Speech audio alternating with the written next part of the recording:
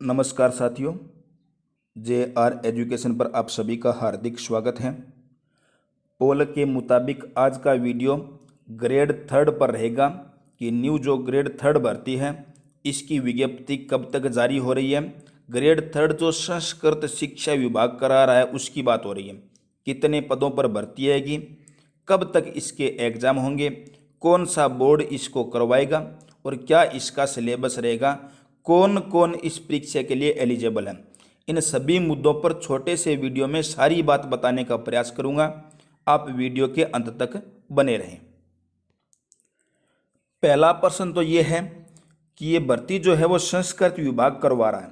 कौन सा विभाग? संस्कृत शिक्षा विभाग। तो बहुत सारे बच्चों को, बच्चे ही मत लगभग जिन्होंने 4-4, 5-5 एग्जाम दे लिए और किसी कारणवश असफल रह गए, उनको भी अभी तक ये कन्फ्यूजन है। बहुत सारे विद्यार्थी ऐसे कि संस्कृत विभाग की भर्ती है, इसका मतलब कि संस्कृत विषय से होना चाहिए, जो संस्कृत शिक्षा शास्त्री थे उनकी। तो ऐसा इसमें कुछ नहीं है।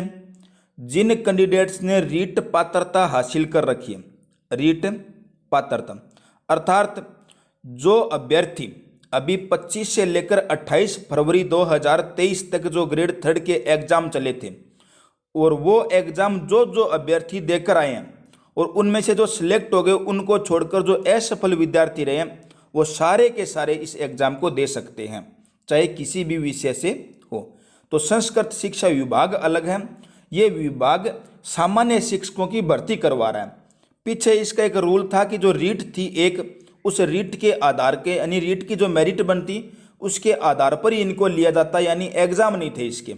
और अब की बार ये परीक्षा एग्जाम होगा, इसका बिना परीक्षा के इसको नहीं लिया जाएगा, किसी को भी एग्जाम होगा।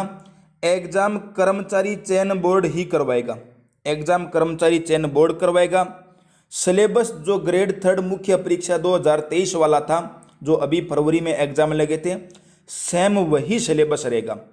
सेम वही का मतलब कि जीके बदल जरूर गया, लेकिन जीके का पोर्शन जितने नंबर का था उतने नंबर का ही रहेगा।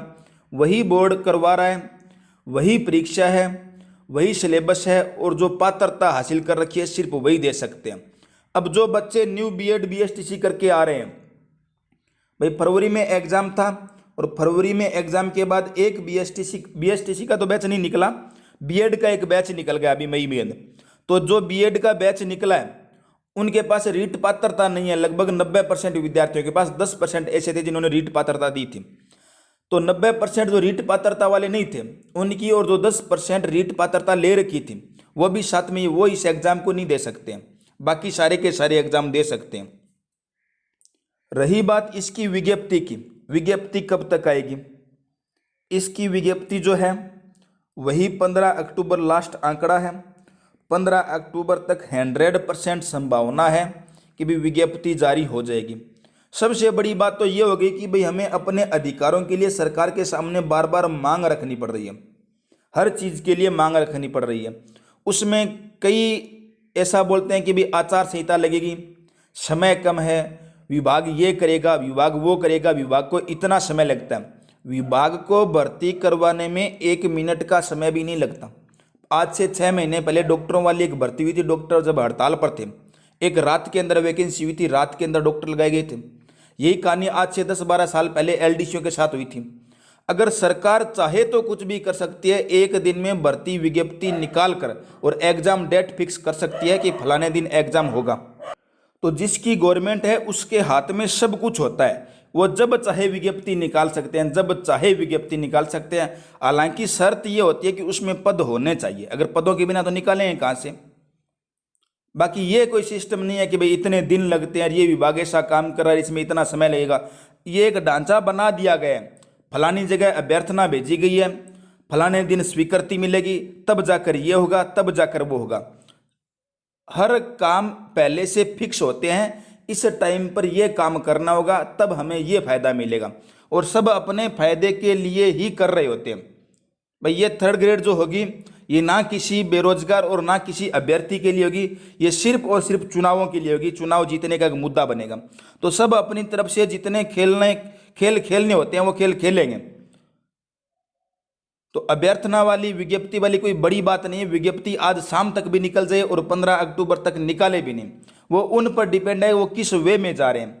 हालांकि समय 15 अक्टूबर का है, 15 अक्टूबर से पहले 99% संभावना है कि विज्ञप्ति जारी हो जाएगी। विज्ञप्ति कितने पदों पर जारी होगी? लगभग 1750 प्लस पद हैं। ये भर्ती 2800-2900 के आसपास थी, 2800-2900 पदों के आसपास भर्ती थी। अब इस भर्ती में 1750 के आसपास पद बता रहे हैं। 1750 में से 400 पद हैं पीटीआई के, 400 पद पीटीआई के हैं, 300 पद हैं एल फर्स्ट के, 300 पद हैं एल फर्स्ट के, 320 और 300 के आसपास हैं। यानी ऊपर वाले जो 1000 से ऊपर वाले पद हैं वो सारे के सारे एल फर्स्ट और पीटीआई को चले जाएंगे। बचेंगे जो 1000 के समथिंग पद, 1000 से 50-60 पद ऊपर नीचे कर लो बस, वो जो पद हैं वो L2 के लिए हैं। L2 के लिए कितने पद? 1000 के आसपास पद हैं, थोड़ा बहुत ऊपर नीचे हैं।